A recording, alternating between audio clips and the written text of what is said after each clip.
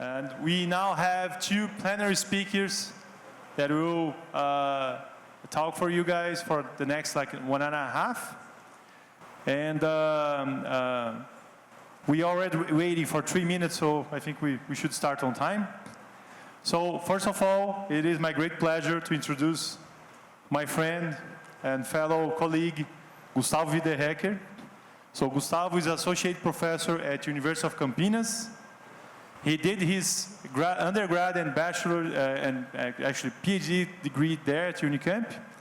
And after that, he spent 3 years at Cornell working on integrated photonics and actually on optomechanics. Then he moved back to Brazil, where he started as a professor at Unicamp. He also, during the PhD, got the National Fellowship Prize for CAPS on his thesis.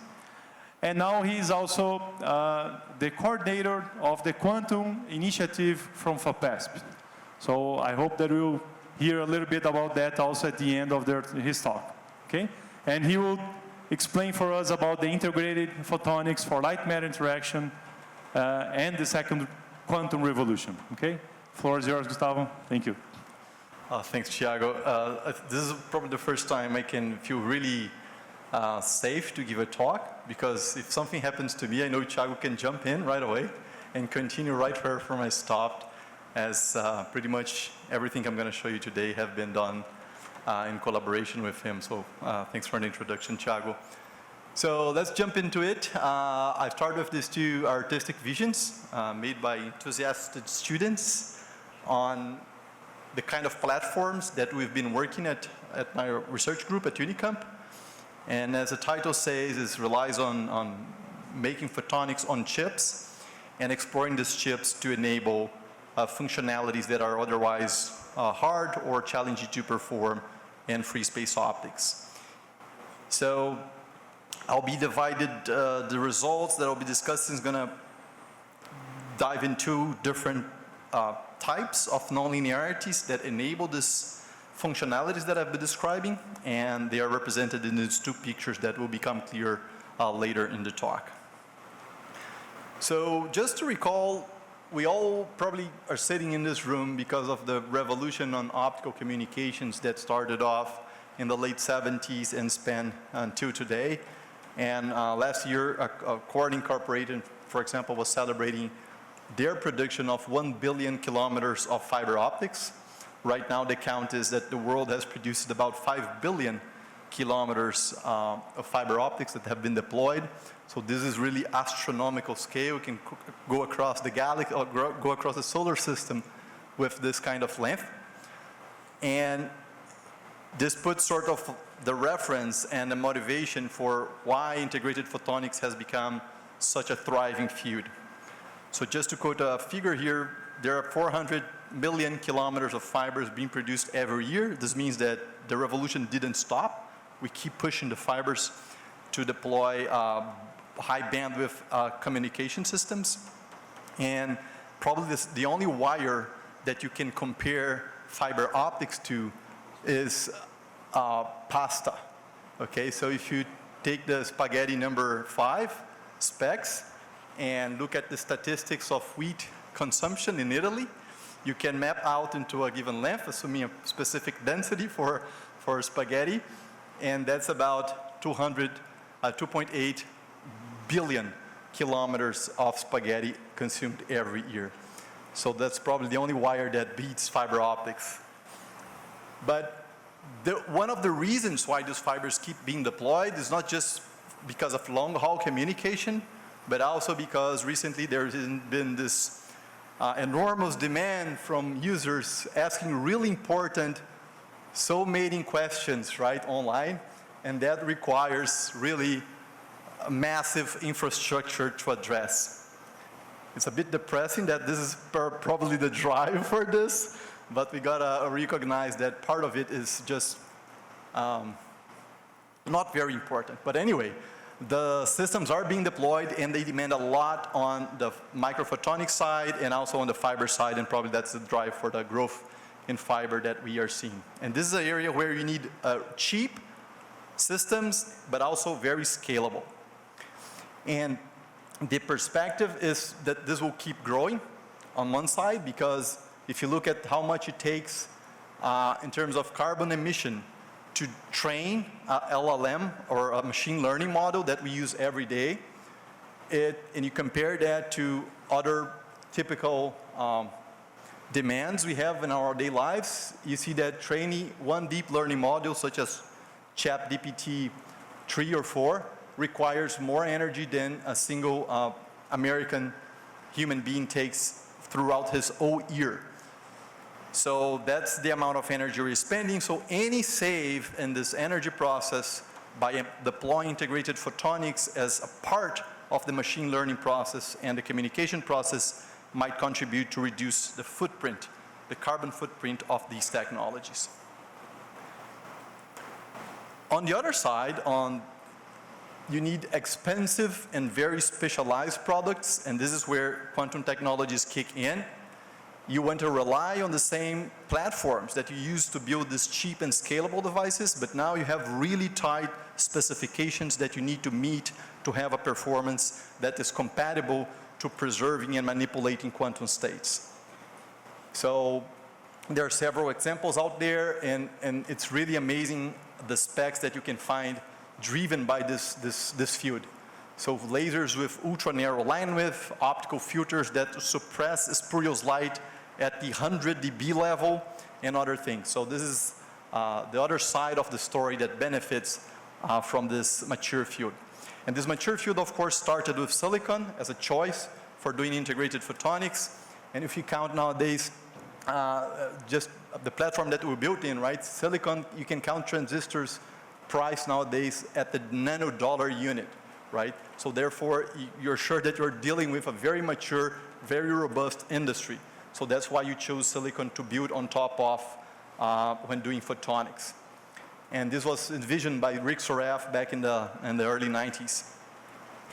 Nowadays, many different variations of that exist. People looking into hybrid integration with semiconductor, hybrid integration with 2D materials. We learned earlier today from Professor Newton, for example, how you can mix 2D materials with silicon photonics and other things. And this is all to overcome the otherwise really bad properties that silicon has. Silicon doesn't emit light.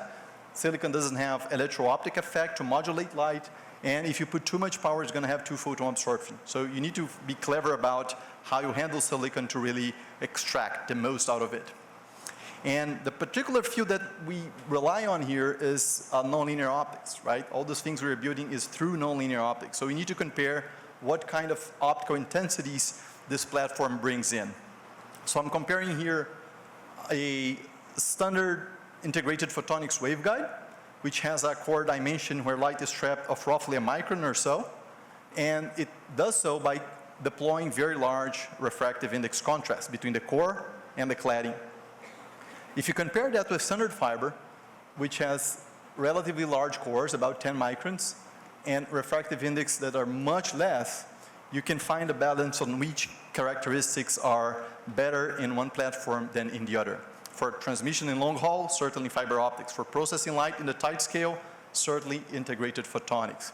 And if you put these two pictures in scale, you find that there's a huge mismatch in area, right? So the area of the fiber mode is about 250 times the area of your waveguide mode. This means that nonlinearity levels on integrated photonics are considerably larger than in optical fibers. Another thing you get from beyond this tight confinement is the fact that you can bend light over very tight radius. This is an example in our lab guiding green light in the silicon nitride chips, and you can make almost 90-degree bends without losing significant portions of your optical field. And this has been explored, for example, to make really long photonic integrated circuits on really small footprint chips. Along with this tight binding comes a third element, which is strong control over group velocity dispersion, which is a critical parameter in order to enhance and control nonlinear optical effects. And the reason for that is because if you look at the dispersion relation frequencies versus wave number of your guided mode, because of the large contrast, your dispersion excurses a much wider region of this map. And this map is nothing but the derivative of this curve, which is a branch of your optical mode dispersion, is the group velocity. So if you're spanning a wider region, means that you're going to have larger possibilities for controlling it. So finally, you can further build up on intensity. If you're not happy enough with this 250-fold factor that you get on top of fibers, you can confine this in time or in frequency domain by making resonators. So because you can accommodate really tight bands, you can make really small radii resonators and therefore trap light in time domain, making it circulate around these cavities. So just to give a picture, if you take one of these red LED lights and shine in one typical micro-ring resonators, you can achieve intensities on order of the 100 megawatts per square centimeter. This is intensities enough to produce a plethora of nonlinear optical effects. So this is the platform, and that's what we use in our group to devise all these functionalities and physics that I'll be describing today. So let's jump into the first example. It's related to Kerr nonlinearities, and probably the most famous example of that you might have heard about are the optical frequency combs. And these optical frequency combs are known for a long time, but most of the situations where they are deployed in practice relies on cavity mode locking. So you have a gain media that populates all the cavity modes, and you do some trick to phase lock all these modes, and if you do so, you end up with short pulses coming out of your laser, and the downside of those lasers are they are usually big. They can be relatively small, but you won't get anything smaller than like a shoebox size kind of scenario. And they rely on gain media, means that you need to find a specific set of materials to provide gain in the spectral region that you want your laser to operate and therefore your frequency comb to operate. So the idea here is different. You're going to start with a CW laser, and you're going to shine into a very small cross-section resonator leading to very large nonlinearities, one of them being so-called four-wave mixing, where one pump wave exchange energy with other waves in the system, and you can end up forming this comb, the set of equidistance lines that can be used pretty much as any laser could. So it's a different way to generate a frequency comb. And if you take a regular resonator, you have an equally spaced grid, but because of group velocity dispersion, that effect that I just mentioned, this grid is not always perfectly aligned. There's a small offset, okay? So the small offset does that. It sort of creates a varying degree of free spectral range between the modes and eventually disturbs this cascading of this four-wave mixing process that allows you to reach very broad combs. So there's a trick to play. You need to balance this group velocity dispersion with a nonlinear effect, which is cross-phase modulation. So the very pump that you're putting into the device is changing the refractive index that light perceives at other frequencies, okay? And you need to balance this effect with that. If you do so, you can actually manage and cancel the overall dispersion and leads to very broad octave-spanning optical frequency combs arising from a single CW pump laser. So you can experience the physics of this. I prepared a slide that shows how this process builds up. And it's not going to show the math here, but essentially you're playing around with dispersion and nonlinearity that somehow leads to an equilibrium between gain and loss, and somehow you end up with this perfect condition where these combs are formed. That's how these are sold in the literature, right? Especially if you want to publish a science paper. But in practice, you look at the literature, you find that pretty much any geometry of microresonator leads to frequency combs. So this is to say that despite all these engineering claims that come around, the real truth is that pretty much any device with anomalous dispersion and low enough loss, if you pump it hard enough, will lead to a frequency comb, okay? Nowadays, indeed, you can actually purchase this. There are startup companies building this battery-operated frequency comb. So your whole photonic chip is sitting here, RF cable in, battery, and you can generate RF readout of your optical frequency comb using a photodiode, for example. So the physics behind this, I'll just show.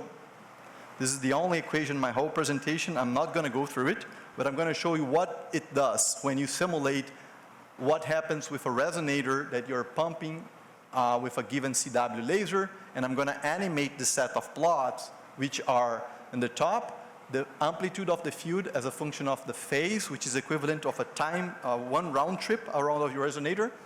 The second plot is the intensity, the color map intensity of the output light. As I drive the lasers on resonance, the position of the laser is going to be given by this dashed line here on top. And for ease of visualization, I also show a line cut, a horizontal line cut of this plot in the bottom here.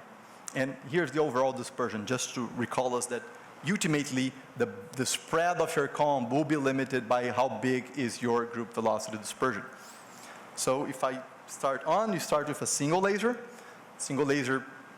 just the pump feeding the resonator, linear effect, and then after some threshold, this laser transfer energy to all other parts of the spectra. You sort of populate the situation. This is called a Turing roll, so it means you form like a oscillatory field in your resonator and multiple frequency components in the spectra. So this spectra here is showing micrometers, wavelength 1 micron up to 2.2 microns.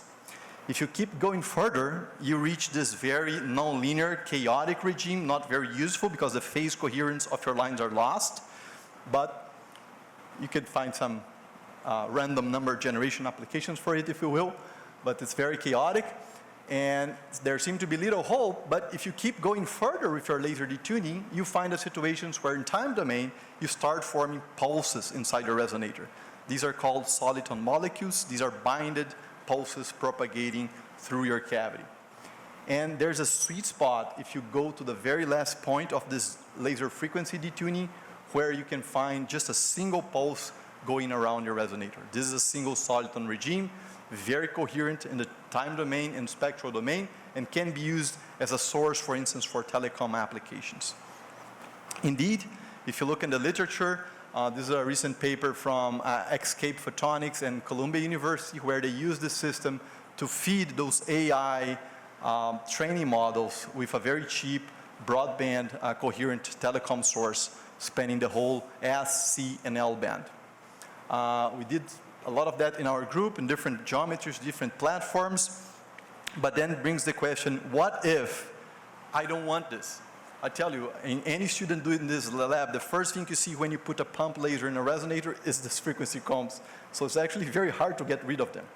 So we wanted to address, okay, sometimes I want to operate with a given nonlinear effect, and I'm sure you a reason for that, and you gotta get rid of these combs.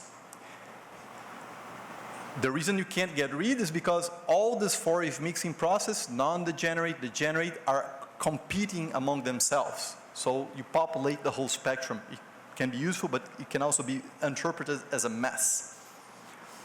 And even when you try to use that, let's say you want to target this specific process that I'm going to explain why you want to try it. Let's say you want to focus on this guy. You can't do it. This is a paper from Alex Gaeta group at Columbia showing that all he wanted was this peak here, but along with that, you get the sidebands that populate and deteriorate the quality and limit how much power you can transfer to this particular mode. This is something we're very interested in our group, and the reason is this process is known as degenerate optical parametric oscillation, where two pumps with same frequency leads to a signal and an idler of the same frequency or different frequencies. So you can play with this degeneracy of either the pumps or the signal and idler fields, and leads to different effects. There's a particular situation where the two pumps are non-degenerate. One is a little bit red detuned, the other one is a little bit blue detuned, and the signal and idler are degenerate. They are being generated precisely at the same frequency. When you satisfy this condition, the dynamics of the signal gain, how much energy transfer the signal sees from the pumps, depends on the relative phase. And the gain is maximum every pi offset of the phase. The consequence of that, I can give you an example based on harmonic oscillator. So if you take a pendulum and change its length at twice the natural frequency, you have what we call a parametric pendulum. You lose stability and the system starts to get energy from this modulation of their length. if you ask yourself how I generated this animation and why the phases of these two oscillators are opposite. The only difference between the red and the blue pendulum is that I assigned a noise term to the system, but the initial condition was that one of the phases was pi, the other phase was 0. So the question is, what is the source of this noise? What drives the system from this 0 initial condition to this non-zero initial condition that will define the phase? If you have a system like light, you're operating at very high frequencies, very far away from thermal energy, and what determines this initial phase is quantum noise. So you can build, if you can build a parametric oscillators like this from light, you have the advantage of feeding the system with an initial condition that is truly random, right, based on quantum light source.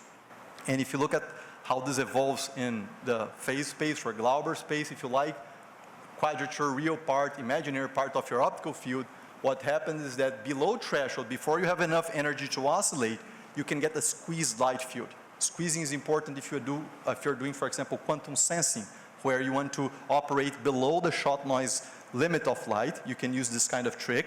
But if you keep pumping the system above threshold, when S is above 1, what you end up to is two lobes, two coherent states that are pi shifted relative to each other. Remember, real imaginary part, so being on the other side of the plot means there's a pi phase shift.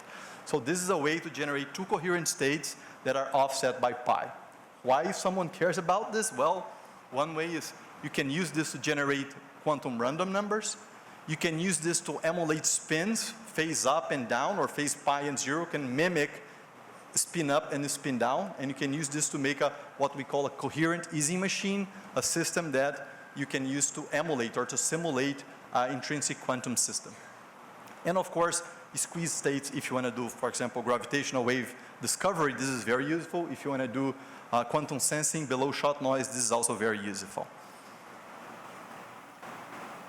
Okay, how we get rid of the all non-degenerate process that contaminates my spectra? I need to somehow build a resonator that don't have these modes, right? So I need to suppress this process. I need to control group velocity, and on bonus, I might get that the two pumps that drive the system, the two degenerate pumps or non-degenerate pumps, are phase locked. So we built on something that we've been working for years in our group. This is a partnership I had with Newton Frateschi. We engineered these resonators to talk to each other and build, instead of single atoms, single resonance devices, we build molecules, right? So these molecules are analogs of solid state molecules where the resonant frequencies are talking to each other and coupling. And as they couple, they form triplet states, doublet states, and other more complex configurations. But the whole of story is that you create a set of frequencies that are resonant with these resonators, like they're shown here. One mode, the red mode, the black mode, and the blue mode, whose frequency separation is controlled solely by my fabrication, by changing the gap between the resonators. If I do so, I can control how much they're split in frequency. So I can choose if their frequency is very small range, very large range, just changing the gap as a function, the frequency splitting through the gap, geometrical gap between the resonators. So we've made these devices. This is a microscope picture. So here are your tree rings. We can address them locally with a heater that allows us to tune.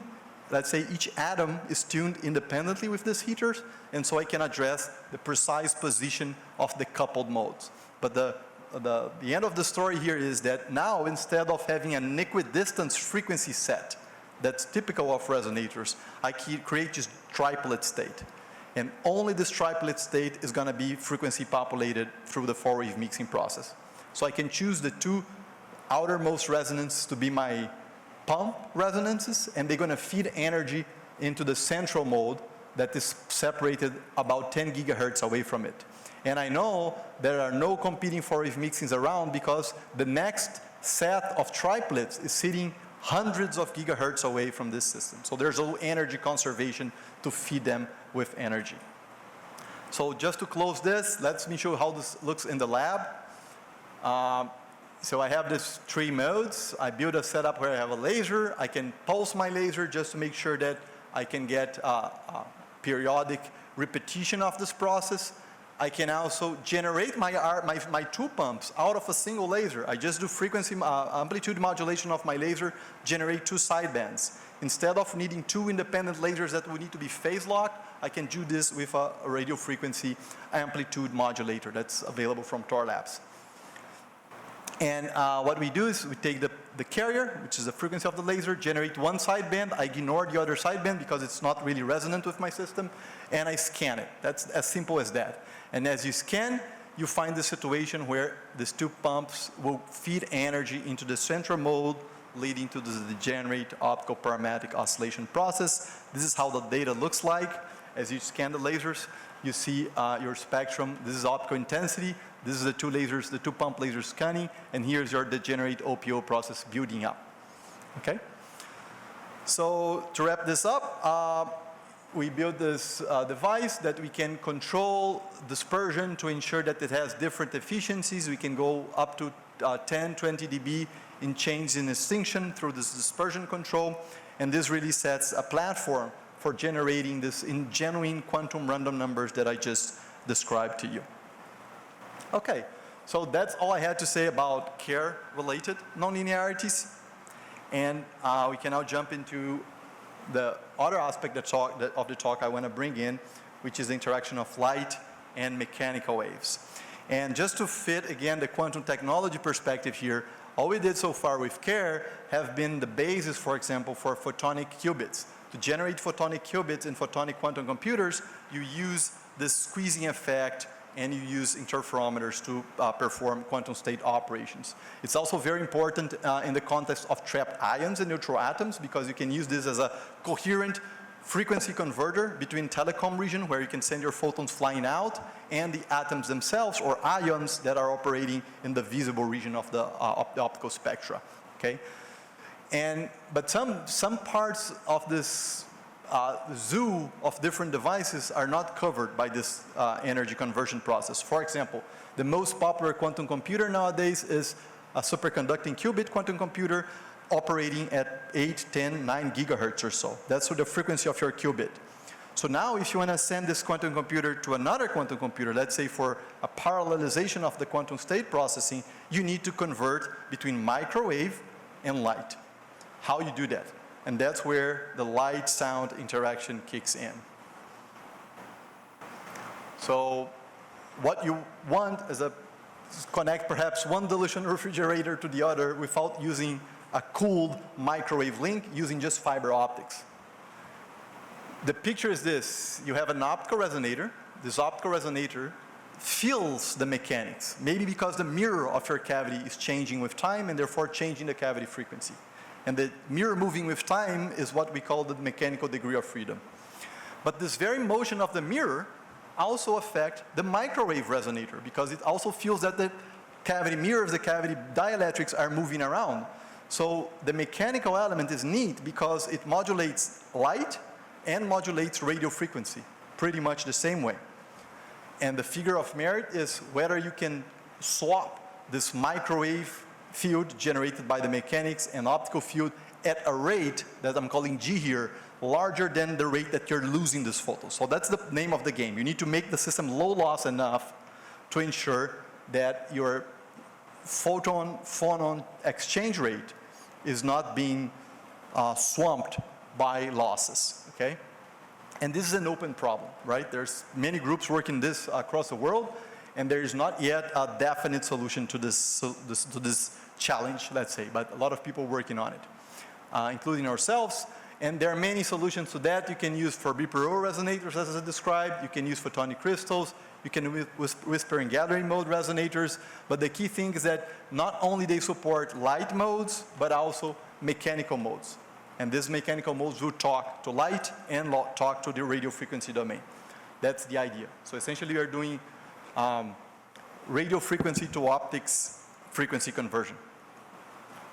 So just one example from Simon Grublacher's group in cooperation with a startup company, QFox, at Delft University, where they built this micromechanical element that is also an optical cavity, and this is read out by this radio frequency circuit here through this lithium niobate piece that is piezoelectric, and as it vibrates, generates an electric field that's captured by this magenta lines and fed into a superconducting qubit. So very complicated design process, but somehow works.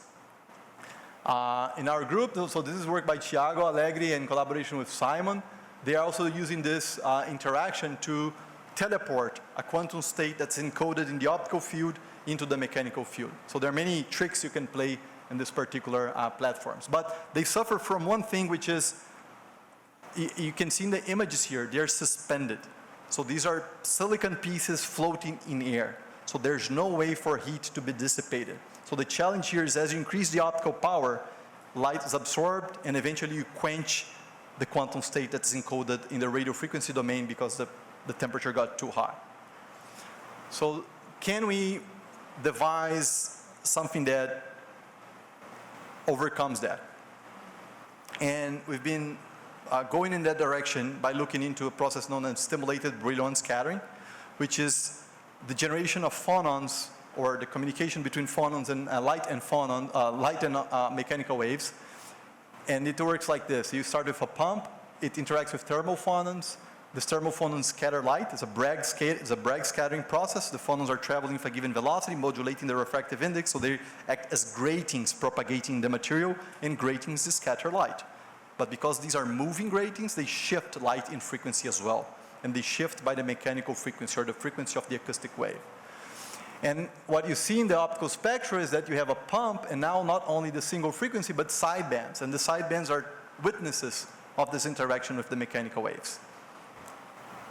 If you drive the system strongly, what happens, for example, if you put a pump and a Stokes wave, the beating pattern, intensity beating pattern of these two pumps, the pump and the Stokes, is traveling in space-time as well, because they're shifted in frequency by the acoustic frequency, and that leads to a coherent drive for your mechanical wave. So it's light forcing the material to vibrate. Okay, that's called stimulated Brillouin scattering, because you're stimulating the phonons here. And I'm not delving into the details, but that you got the general idea of this process, right? And this is very important in fiber optics, because it's one of the strongest effects you can get in silica. So if you pump up silica too strong, you're going to suffer from this effect. So how this works, you can store light in an acoustic wave. So I'm showing a pump pulse propagating from left to right in the material, and a Stokes wave, very weak, propagating from right to left. And as they propagate, they are pulses, they eventually meet in the material, and when they meet, they beat, generate this grading pattern that drives the acoustic wave, which is in green. So after they meet here, you get a very strong acoustic wave. What's the advantage of that? Well, acoustic waves live for much longer periods than light. So long after your pump and Stokes pulses are gone, energy is still stored in the acoustic wave. So you can come back later, nanoseconds, millions, billions of optical periods later, and retrieve the information back into the optical domain. A lot of people working on this field, different contexts, but you can build a range of applications inspired by these effects. So let me just show you one example that we've been, the platform that addresses that problem of not needing your structure to be suspended in air, so that you can drive more power there without dissipating a lot of heat. So let's say you have a waveguide that sustains acoustic waves, and you can pump the waveguide at a given frequency. If there's stimulated Brillouin scattering, it's going to backscatter light because of this very large momentum of your acoustic grating, and sort of create this communication channel between backward propagating field and a forward propagating field. And that's the Brillouin scattering itself. The key aspect that you need to recall from this slide is that because the momentum of the phonon is very large, of the acoustic wave, because it needs to interact a forward propagating photon with a backward one, is that the acoustic momentum is strong, is large. Okay? And if you recall your Physics 101 course, what happens with guidance of acoustic waves? If your acoustic velocities in the cladding are larger than the acoustic velocities in the core, you can guide acoustic waves. If it's the opposite, acoustic waves in the core is larger than the cladding, you cannot guide. There's no total internal reflection. And that's what we want. We want to confine the waves into that magenta core. So you can be in a situation that you don't do that, so you have leakage of the acoustic waves to the substrate, or if you have enough momentum, that's the momentum, large momentum I told you about, if you have enough momentum in the horizontal direction, you go over the critical angle and you can trap this acoustic wave effectively, okay? So this is what we call trapping of the acoustic wave through total internal reflection. The material of choice here is lithium niobate. So lithium niobate has been explored for different things, is node material, very well known, very well used for Chi2 nonlinearity, for electro-optic modulators, and we are now using it in, for studying Brillouin scattering. Why is it advantageous? If you look now, what are the acoustic velocities that I get in lithium niobate? Well, here's for reference the substrate velocity, silica, right? The two solid and dashed line as a function of the orientation. Lithium niobate is anisotropic, so you need to care about the orientation of the crystal. And if you look, compare the longitudinal acoustic waves in lithium niobate, they are larger than oxide. But the shear waves, the waves that are shearing the material, they actually propagate at lower velocities. So there's hope that you can trap the shear waves into the material. And the shear waves are possible in this platform.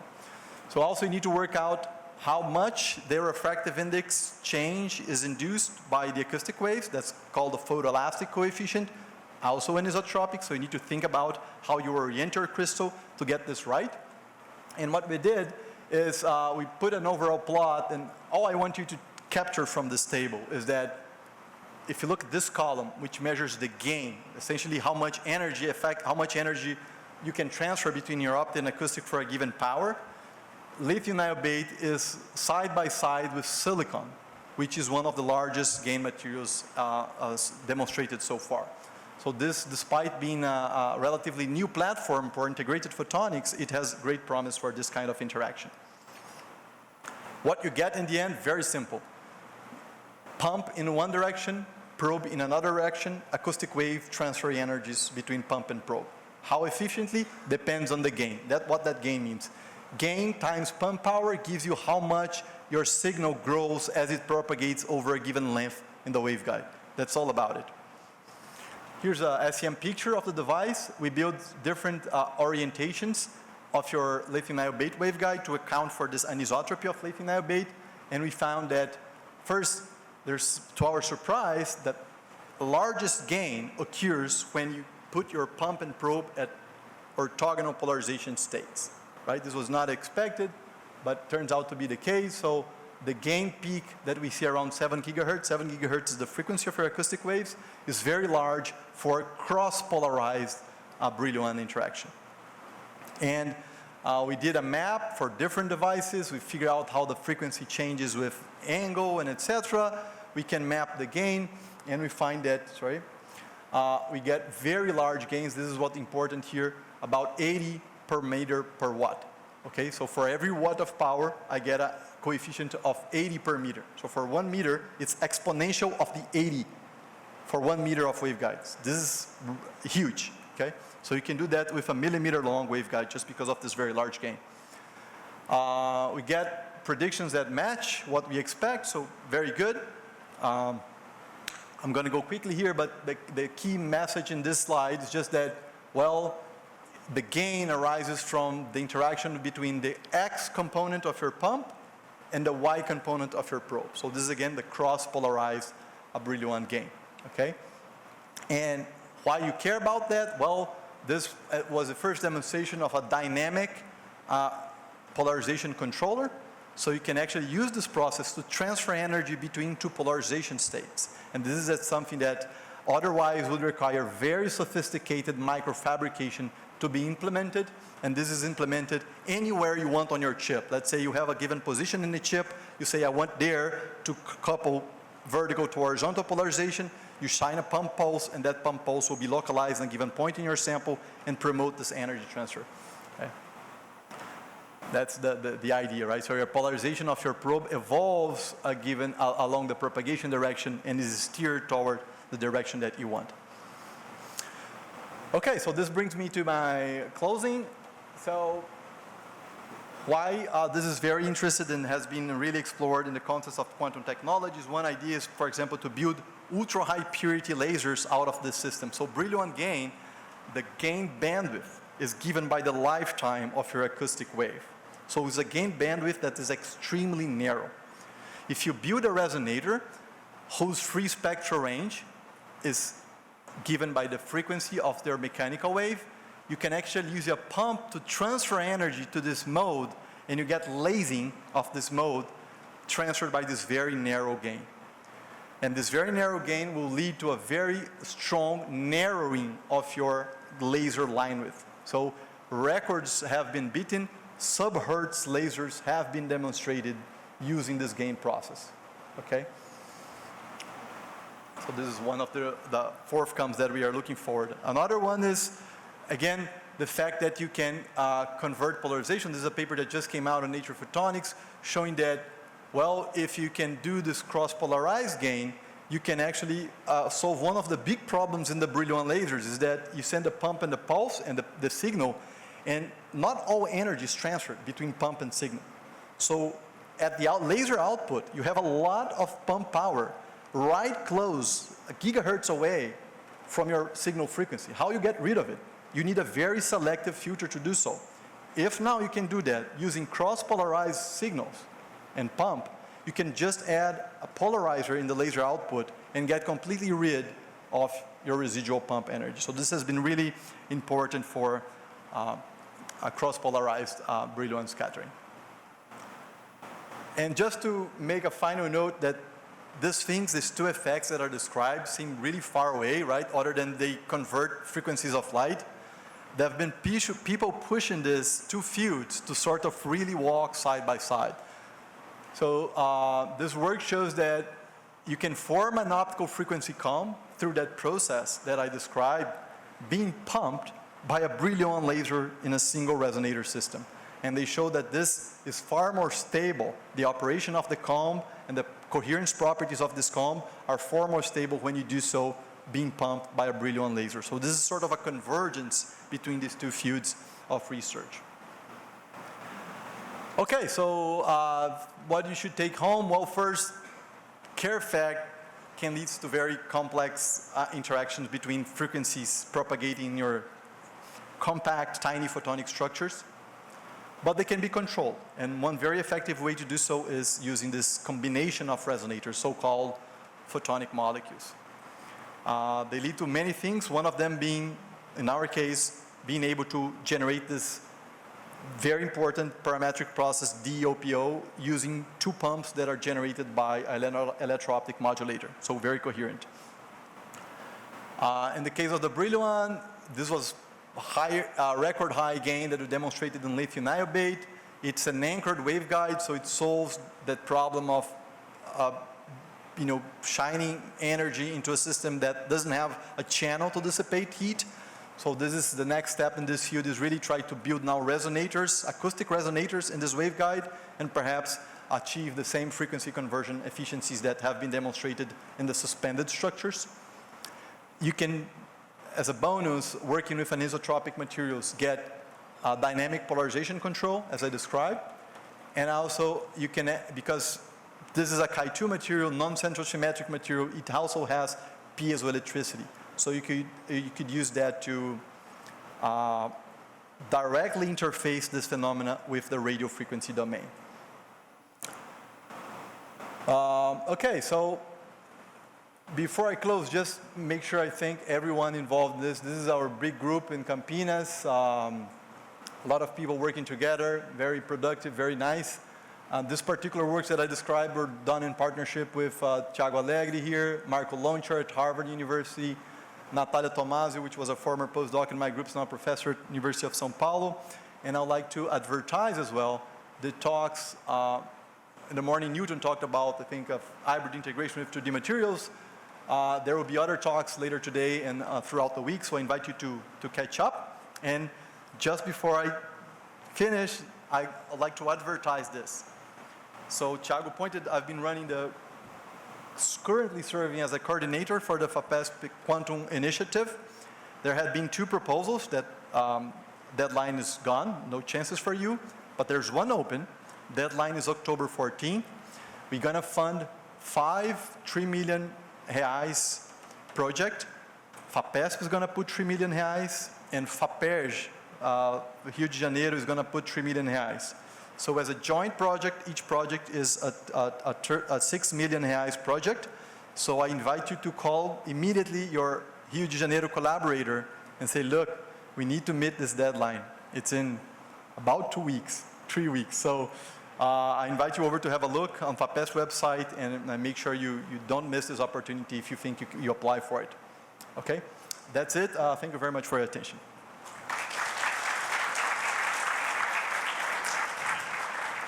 Thank you so much, Gustavo.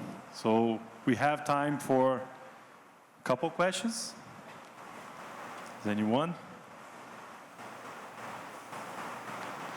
This time I cannot ask some questions.